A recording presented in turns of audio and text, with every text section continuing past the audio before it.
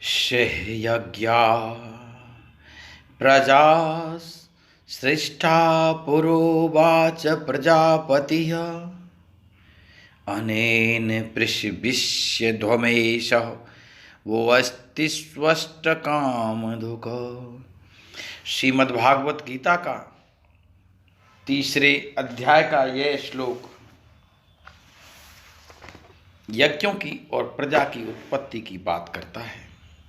इसका शाब्दिक अर्थ यह है, सृष्टिकर्ता ने पूर्व काल में, पुराने समय में प्रजा और यज्ञ दोनों की साथ साथ रचना की। प्रजा में उन्होंने 2 भेद बनाए, एक देवता और एक मनुष्य। मनुष्य ही यज्ञों को कर सकते हैं और देवताओं को यज्ञ का भाग मिलने से तृप्ति होती है, उससे वो मनुष्य के मनोवांछित फलों को देते हैं। यह सृष्टिकर्ता ने बताया। अगर आप यज्ञ करोगे तो आपको सारी समृद्धि मिलेगी। यज्ञ कई प्रकार के होते हैं। सबसे श्रेष्ठ यज्ञ तो कर्म यज्ञ है, जो हर मनुष्य को कर्म करने से के बाद ही फल मिलता है।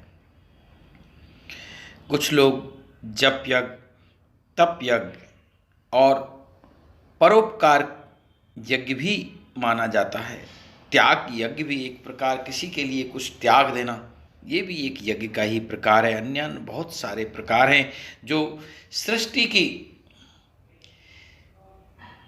प्रयोजनार्थ, सृष्टि के लिए मनुष्य करता है, वो भी यज्ञ ही माना गया है। और जो सृष्टि के बनाने वाले के प्रति भी कोई यज्ञ करते हैं, उसमें भी यज्ञ ही कहा गया है, क्योंकि ईश्वर सब में विराजमान है।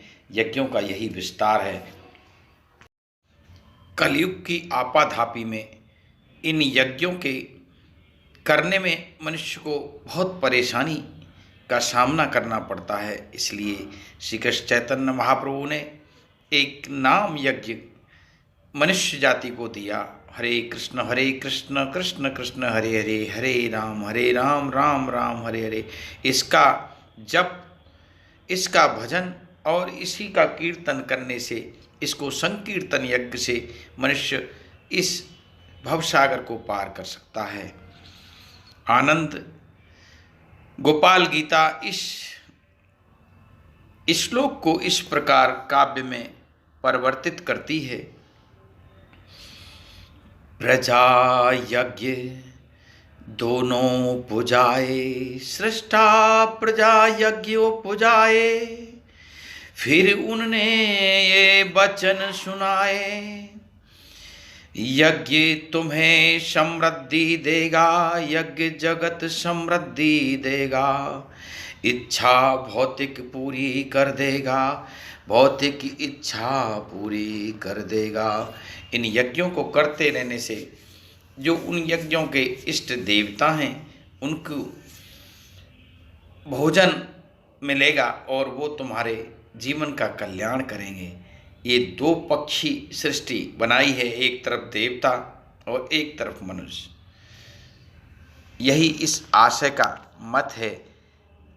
कर्म यज्ञ और कीर्तन यज्ञ, भक्ति यज्ञ, ये मनुष्य को ज़्यादा बांधते नहीं हैं, सरल हैं, इनको मनुष्य कर सकता है। जैसी